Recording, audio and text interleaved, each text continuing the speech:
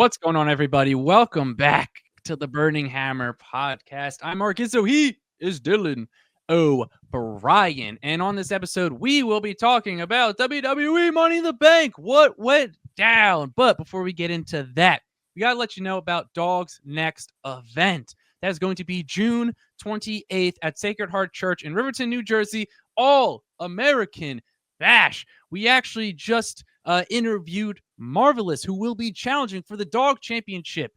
That interview will be out tomorrow. So be on the lookout for that. We will be in production and on commentary for All American Bash. Again, June 28th at Sacred Heart Church in Riverton, New Jersey. We better see you there. Dylan, let's talk money in the bank. Let's do it. So we'll start off with the women's Money in the Bank match. This match went 25 minutes and 11 seconds, and we have a new Miss Money in the Bank in Naomi. It was the person predicted. It was the person that I wanted to win. And so how do you feel about Naomi winning the women's Money in the Bank ladder match, Dylan? Yeah, man. I feel great. I feel great about getting this prediction right. That was one up to me, right, on the predictions. That's right. And yeah, I feel very, very good about this. And I think it was the right call. I think it was the right call for them. And I feel like you can see by the crowd reaction that it was the right call. I mean, that pop was awesome. Great pop. And she's so awesome at just like the crowd cheers her, and then she just goes, "Shut up!" Like, it's so funny. She's arguably doing the best work of her career right now, and I think it is the best work of her career. Yeah, and Biggie was saying this in the post-show tour, but 16 years into her career doing the best work of her career, that's a testament. Like, she is to be able to do that 16 years in your career, you know what I mean? To have some of your best work happening right now, that's really is a testament. So really, really happy for Naomi. I think it was the right call. When the match started, especially once they were all six of them were standing across from each other, me and you both were like, damn, any of them really could win this match. Like, yeah. Especially once they were all in the ring and I was looking at all of them, I was like, damn, like I could easily see any of them winning and I wouldn't be surprised. But very happy with the outcome. And a great match. Very, very fun, very entertaining. Trying to think of some spots off the top of my head. The double code reds on the on the ladders from Alexa and Rocks. There was the Devil's Kiss on the ladder. There was more than that, man. There was some great spots throughout this. It was match. a banger. And Naomi came out on top. How are you feeling about it? I feel good. I mean, this was the person I predicted Steph to win, but I said Naomi would be the person if I had my choice. I would pick her to win this match. Yeah. And I think it was 100% the right call. I'm very excited for this. I think that it is a reward for all of the great work that she's put in since turning heel.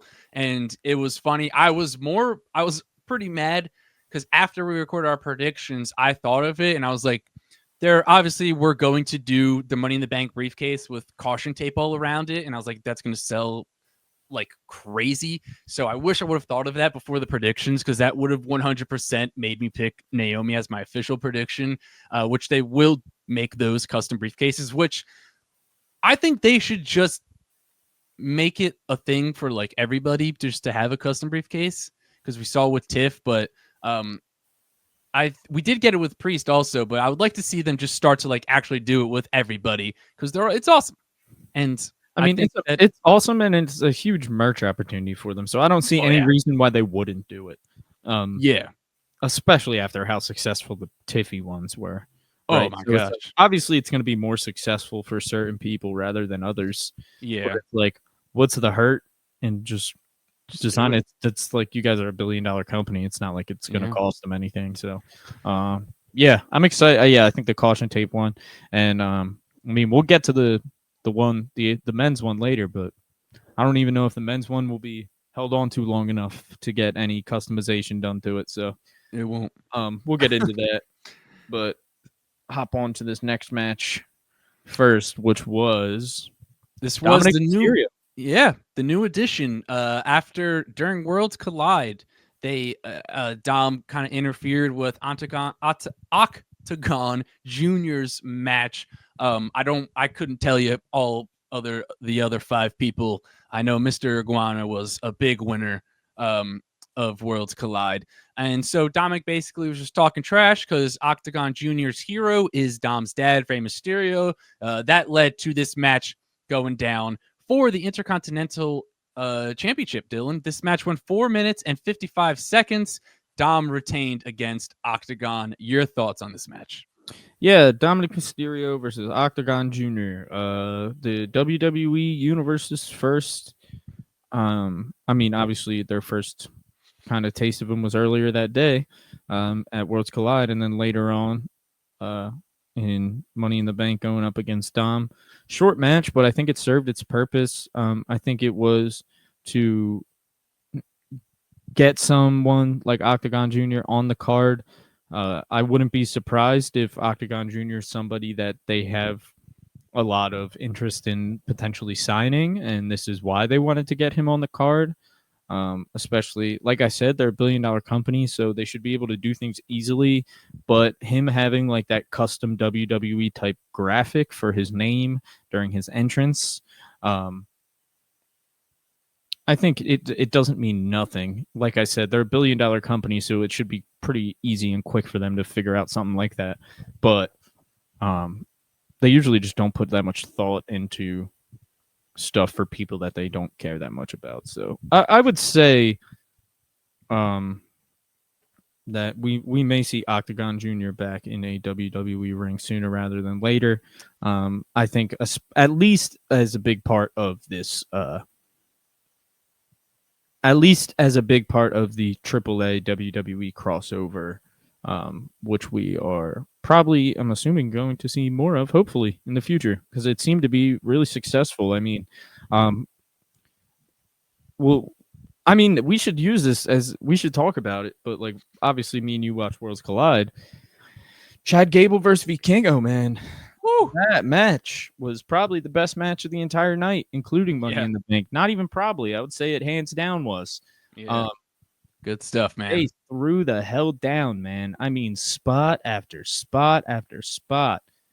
Springboard 630 to the outside of the ring. You had the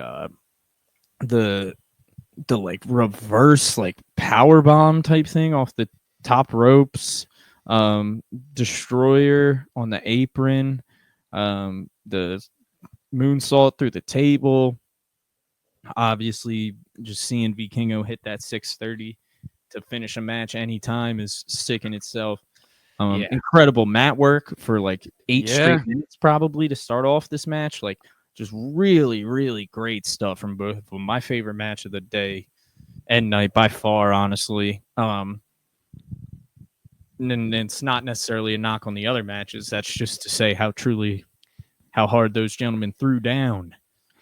And it's crazy too, because it was like, if you tell me those two guys were going to have a match, this match was exactly as good as I would expect that match. Yeah, it was like, because just obviously Gable's very good and Vikingo's also very good. So it's just like, it would literally be like booking a dream match having that. It was crazy. Yeah. And they really, they threw down, man. And Vikingo retained, that was the right call. I think some people seem to get a little bit worried that Chad Gable might win the AAA Mega Championship right then and there. I can agree that I don't think that would have been the best call. So I'm happy he didn't. And Vikingo got a nice win in what was match of the night for sure for me.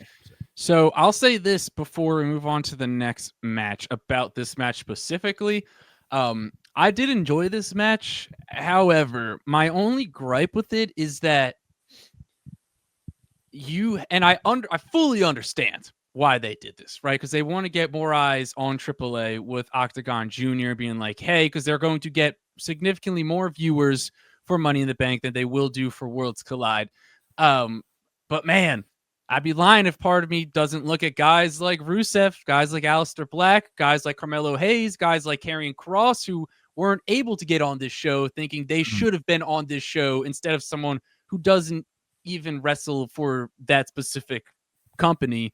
But again, I fully understand I think that's why Octagon Jr. is on this show. I just would have liked to see one of those four guys more, especially for matches. I mean, the only argument you can make, I would say, would be obviously we don't want to see any of those four guys in a spot getting beat in like in less than 5 minutes. If they were like they needed somebody to get beat in less than 5 minutes, I mean, I'm not saying it was nice of them, but it's not the worst move on WWE's part to have it be not somebody who's technically on their WWE roster. Not saying I like it, fair. But Dylan, we got a new Women's Intercontinental Champion. We do, Mark. And Becky Lynch. This match went 15 minutes and 20 seconds. Big old title change. And an awkward situation post match. Yeah. So solid match. I enjoyed it. I thought their first match was better, but I still enjoyed this one. Becky got the win, which I was cool with. I'm not even that upset by the way she won. I don't even think the roll up is that necessarily that bad. Especially the way it was executed. Like I don't like they were going back. Like I don't know. I don't think it was that bad. Like you said, weird the way they did it at the end with her. She raised her hand, and then Becky was like, "No, all four corners, all four sides, or whatever." And Lyra had to do it again, which is like maybe understandable. To be like, okay, I'll do that because that was part of the deal. But then, like Becky saying, "Put the title on my waist," and then Lyra doing it when that was just like in nowhere, like. The agreement was not a part of the agreement, so it just made no sense to me. Like I feel like Lyra would have just been like, "Fuck off!" Like I'm not doing that. I already raised your arm. Like that's it. That was it. So I thought all that was weird, and then it was weird that they did all that, and then had Lyra attack her at the end, which was like from behind, I think too, right? Which was like almost like. Maybe it wasn't from behind. She like grabbed her from behind and slammed her, I believe, if I'm remembering correctly. But it was almost like heelish. Like it was it wasn't not to say Becky heelish. wasn't obviously provoking her, but it wasn't like generic babyface. So that was weird, unless they're trying to like push her away from being a babyface. Yeah, so I guess we're going to get another rematch probably, like Lyra versus Becky again. I don't know why they would do all of that if we weren't going to get it at least one more time. I would expect Becky to retain and then to move on to other stuff, and then maybe they revisit that feud down the line, maybe even if the title's not involved. But I think, yeah, I enjoyed the match. I'm happy Becky won. The ending was for sure weird. So it was, I thought the match was good. But this stipulation of if I win, you have to raise my hand. It was like, I just don't think it added anything to the match. It didn't add anything to the build. It didn't add anything following the match. It didn't do anything for Becky. It did nothing for Lyra. And the attack post match, like you said, was weird. If it leads to a Lyra heel turn and joining forces with Becky as a mentor-mentee situation, then okay. But I still think they could have done it differently. No, I don't even think it would be that. Like, I think she would turn heel and still not be aligned with Becky. Okay. Which I'm not saying is good or like I don't know. I just thought it was weird. Definitely weird. I just don't think it did anything for this match at all. But Becky won, which I am happy about. This is not the end of Becky versus Lyra, especially after you get a roll-up pin with a handful of tights. So maybe Night of Champions, maybe they potentially build this out until like SummerSlam, maybe at No, not evolution. Maybe It evolution. would be evolution, if anything. I would think. But yeah, I mean, I'm very excited to see what Becky does with the women's IC title. I think it was the right call. Becky Hogan is in the building, Dylan. So let's move on to the next match, which was the men's Money in the Bank ladder match. This match went 33 minutes and 35 seconds. 4 letters, 1 word. Seth freaking Rollins. Yes. He is your Money in the Bank, Dylan. Yes, Seth Rollins is your Money in the Bank winner. Not yeah. Not yeah. So let me say this, please. Obviously, it's going to sit a little bit better with me than it will with a lot of people, I would say, with most people who aren't huge Seth Rollins fans. So after sitting on it for a couple days, not as upset about it as I was. Okay. Because I'll say this. I think I do wish LA Knight would have won, and I do think LA Knight would have been the right call as of right now. But man, bro, like this is coming from a diehard. Seth is my top guy. Some of these people, I think, are forgetting about the trenches we were in with my man Seth Rollins, bro. He had the company on his entire back for years. I mean, long time. 2022 and 2023 as a Seth Rollins fan was sad times, man. I mean, just truly sad times. I mean, losing 3 times to Cody. He wins the US title, loses it to Austin Theory right away. And just getting no title buzz. Got to do Logan Paul at Mania. It's just like it was pretty lost the feud with Punk. Also, yeah. Like I mean, he won at Mania, so I guess. Like I say that all to say, this is not. It's not as if Seth Rollins does not deserve this, because he absolutely deserves it. I think they just could have went about getting him a world title without giving him the Money in the Bank. Like I think it was just easier than that.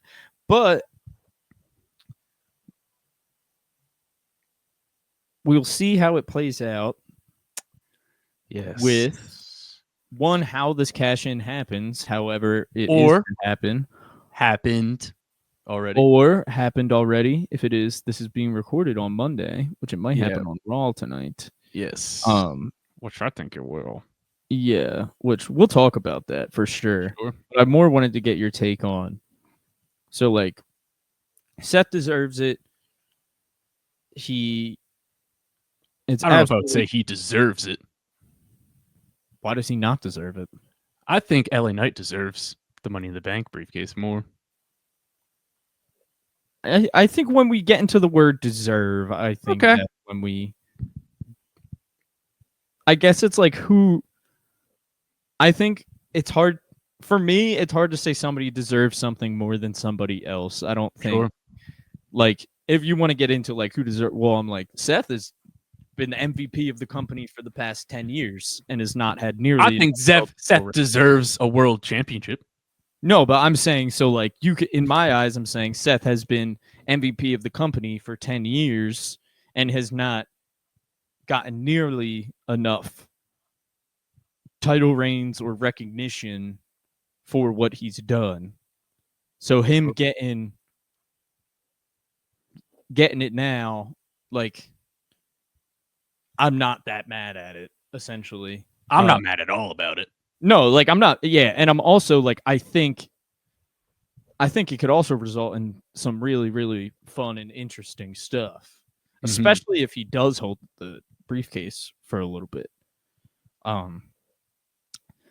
think I will say it adds a really interesting layer to the Punk feud, because now they've both won Money in the Bank twice. Yeah. That was something that Punk had over Seth. Seth has to cash in successfully twice, though. So sure does. I mean, let's just talk about it though, because it's not like they're not aware of how over LA Knight is, and it's not like they're not aware that LA Knight was a crowd favorite not only in this match but in this match for the past 3 years. Yeah. And I think that's incredibly evident. He's been a part of the false finish all 3 years, like that he's been in it. Yeah. Didn't love this finish. Didn't love this finish at all. Felt very anticlimactic.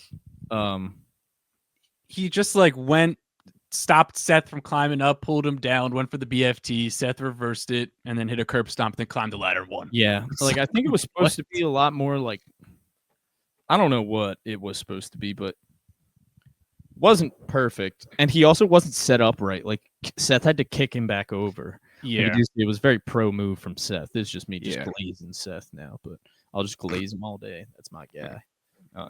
That's fun. But I will have to say that, yeah, it's just like, and this is, I'm not mad at it. I'm happy that Seth won. I would have been happier with LA Knight winning, though. So, like, I'll make that very clear. Like, I would have been happier with that. I think, like I said, him being a part of the finish and then having it taken from him at the last second for 3 years in a row now is crazy. He should have won it every year that he was in it. We were probably saying LA Knight needs to win Money in the Bank. Yeah. Especially the first year. Yeah.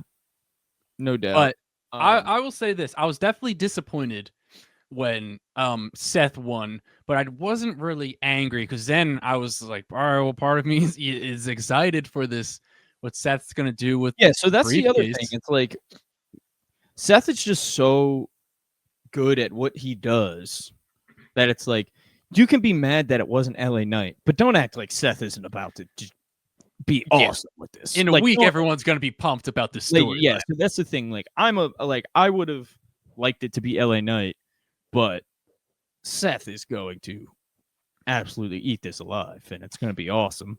And you know what else? So we'll talk about Jacob Fatu turning, and then we'll talk about the tag match, and then after that we can get into when we think the cash-ins will happen. So I hate you. Yeah. We get to Jacob Fatu, man. Jacob Fatu turns on Solo. Finally.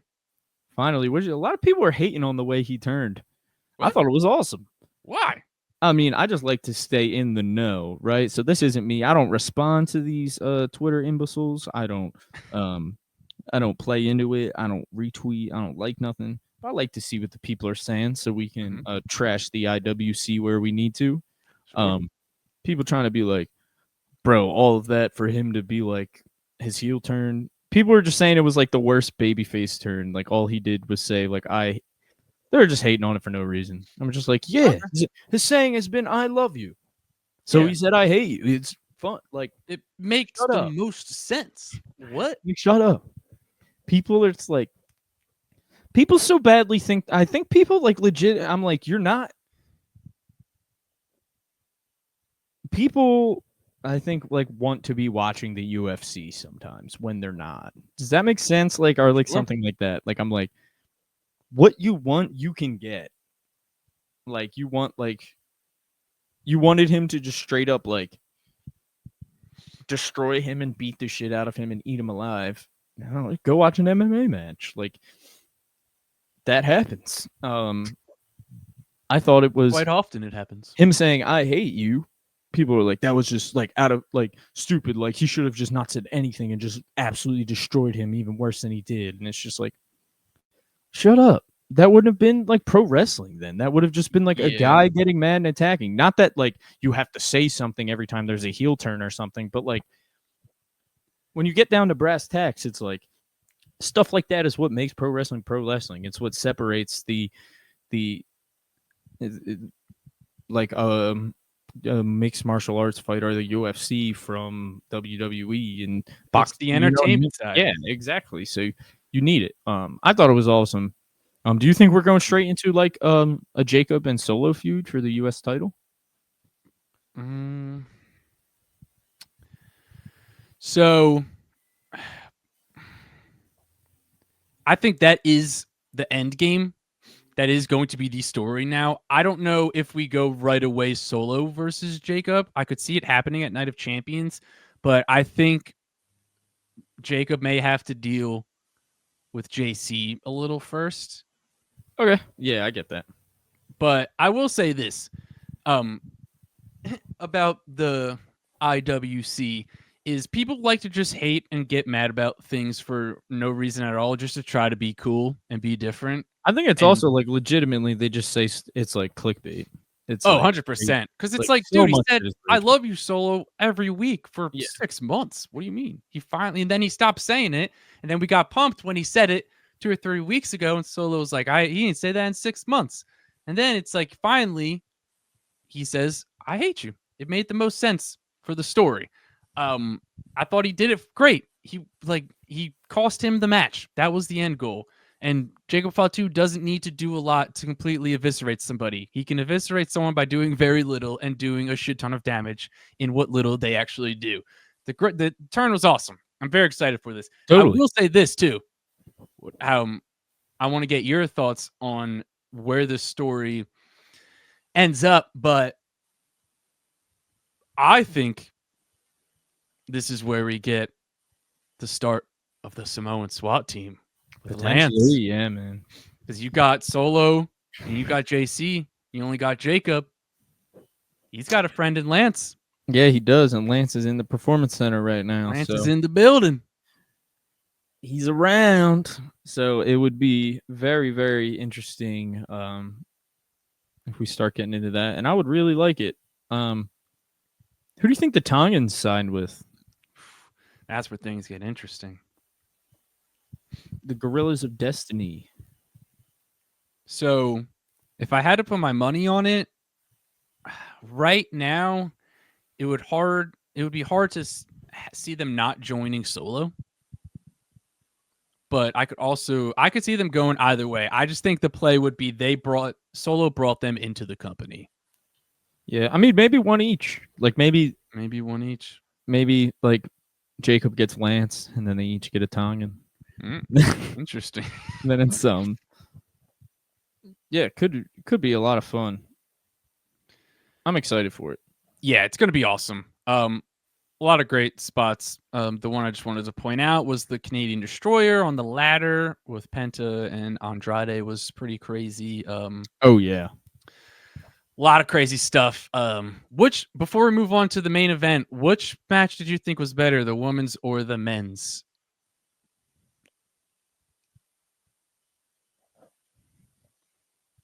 Kind of think the women's. I think the Agreed. Women's. I feel like pretty consistently, at least from my memory, I feel like the women usually have better Money in the Bank matches because I feel like they just always go out there with a chip on their shoulder and just fucking kill it every time. Especially when you're opening the show, you get fired up. Yeah, I would say the women for sure. Agreed. All right, let's move on to this tag team match, Dylan, because Cody Rhodes and Jey Uso defeated John Cena and Logan Paul. This match went 24 minutes even. We got our boy back, Dylan. Truth. It's all a part of the story. Truth is back, man. Or is it? Yeah, so Truth is back. Obviously, everybody saw what happened at Money in the Bank. R-Truth comes in, delivers some punches to John Cena before ripping off the mask to reveal himself. Ron, the Truth Killings, is back, baby. Back as Ron Killings. Yeah, back as Ron Killings. Hits John Cena, with the title. You get a title shot to the noggin of John Cena. And then he storms off and Cody Rhodes gets the victory, pinning the WWE champion. Yes. So, we don't even need to get into Cody versus Cena or when that might happen. We kind of talked about it a little bit in some YouTube videos, and but that'll be out on Friday. Yeah, obviously the big thing is R-Truth. Ron Killings is back. He's back as Ron Killings. That's right. So, Mark, I just want to right off the bat, right off the bat, just want to get into it. I just want your opinion. Let's do it. Was it all a work, or did he really leave the company? Wow, Dylan. It was not a work. He 100% left the company. Yeah, I think I'm with you on that. I think he left. Initially, I was like, all right, it was a work. Obviously, what Triple H said. Did you like the story? It was all part of the story. But then I was just like thinking about it on the drive home, and stuff, and I was just like, dude, this was not him getting released was not a work. And here's why. I don't care about what any dirt sheets say. Yeah. I don't care about what any sites say. That has no influence on my opinion. I thought that, so two reasons that stuck out to me. Number one, what does TKO love the most, Dylan? Money. Yeah. So when R-Truth got released, they pulled the top selling t-shirt from the company. His Ron Cena shirt was the number one selling t-shirt at the time. But they left his other merch on there, right? I went on there and I looked, and his other merch was still on there, but they pulled his Ron Cena merch after that. Sorry, my light just went out. B, they would have had John Cena say he was the reason why R-Truth got released if it was a part of the story. Agreed. Also, I don't know if you saw it, but they made everybody on the following, I think it was Raw, after he got released, a few wrestlers had R-Truth t-shirts on. They made them take them all off. Mm-hmm. They like to act like, and obviously with everything that happened with Cody, they like to act like they're the super smart and everything like that. They acted like that was a part of the plan, which it wasn't, with Rock taking Cody's spot. And it's just like, it was not a work. This R-Truth really got released. What are your thoughts on it? Yeah, I'm with you. I think I was pretty back and forth. But it's just like,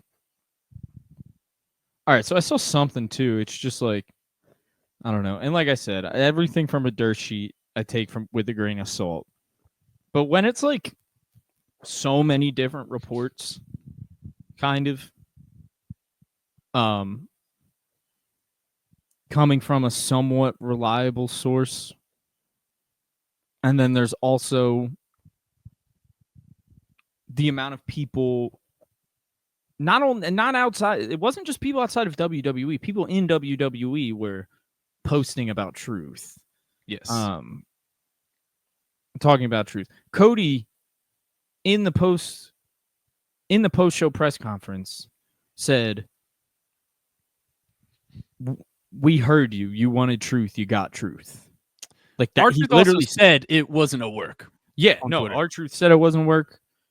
His son said it wasn't a work on Twitter. So yeah, I think it's just like, I'm just gonna be like, yeah, it's just like, why would I give WWE that much credit when there's literally all this stuff pointing at me to just not give them that credit? Yeah, essentially, to where I'm just like, also, yeah, I don't know. It's just like, what? Yeah, I was pretty back and forth, but I've really come to the conclusion I don't think it was a work, which leads me to that I'm not even sure what we're gonna get from R-Truth moving forward here. Ron Killings, you know what I mean? Like, that's what, there's reports that he wants this last run under, that this might not be like a legit like contract re-sign. This is a sign for one last run. He's gonna come out smoking cigarettes again. So we can do one last run as Ron Killings, and then when he's taking indies or other places, he'll be Ron Killings and he'll already be known as Ron Killings, kind of. I don't know if there's any truth to those, but it makes sense. So I think it'll be a wait and see kind of moment. But I definitely think if it's a short deal and it's like a one last run sort of thing, then I think that all but confirms that this was not a work. Yeah. Yeah. I mean, I'll say this too, because it was I also thought it was weird that they would try to say it was a work, because if it wasn't, you would think that they would want fans to speak their minds about things online, like we saw with Cody. So it was like, because that's how you get more buzz, that's how you get more views, that's how you get more fans. Also, so it's like, I don't know why they wouldn't want people to think that them voicing their opinions helped change the landscape. Also, the more I'm thinking about it too, like the more we're talking about it, like why would Triple H just tell us it's a work? Oh yeah, he would never. Why would he just say that? Yeah, Like, he wouldn't. why would he just be like, "Yep, it was all part of this"? Like, if anything, they would want. The Rock would do. If anything, that's what I'm saying. Like, I'm saying, if anything, Triple H should be like, if anything, you would think they would want us to think it was us. Exactly. Like, if anything, you would think Triple H would say like nothing about it. Like, I can't talk about it right now. So then it like leads to even more speculation. Him just essentially trying to say it was a work, then just makes me feel even more like, oh, okay, yeah, it wasn't a work, and he's just kind of trying to cover their ass. Also, all over their social media, they were just like, "You made your voices heard." Like, we resigned them. They were basically, so the whole thing was very yeah, it was strange, very but weird. Truth is back, baby. Ron Killings, Ron the Truth Yeah. Killings. I'm excited to see what he does moving forward. One of my favorite promos ever was him in TNA, as Ron the Truth Killings. It's so good. I'll have to send you the link. I don't know why I just randomly want to say it, but sure. Everybody go watch that one TNA promo. And this ain't me being angry. This is me just speaking the damn truth. Yeah. All right, so we'll actually deal next week. Let's get into the cash-ins in case it already happened, because I think Seth's cashing in on Raw. I will say I won't be surprised at all if Seth Rollins cashes in tonight. Yeah. Next time we meet, I think we're going to have a new world champion, Dylan. Maybe Seth will be holding this baby over his shoulder once again. Then you'll have to come back with a Seth t-shirt with that belt. Like the ultimate fanboy you are. So, if you're watching on YouTube, smash that subscribe button. If you're listening wherever you listen to your podcast, you can follow and subscribe on there, so our episodes will pop up in your library. Check out our previous video. That is, we actually interviewed to get bundles, who will also be at All American Bash. And if you want to check out our next video, that is going to be out on Thursday. We interviewed Marvelous, who will be challenging for the Dog Championship on June 28th. And then our video on Friday, Dill, they got a video every single day this week. On Friday, we AI predicted the Night of Champions match card. So be on the lookout for that. And as always, if you don't want to wait for videos, if you don't want to watch ads, sign up for the Patreon, $1 a month, and you'll be signed up for the World Champion tier. You get all of our content early and ad-free. So $12 a year. That's nothing. That's nothing. With that being said, I'm Mark Izzo. He's Dylan O'Brien, and we'll catch you in the next video. Sure.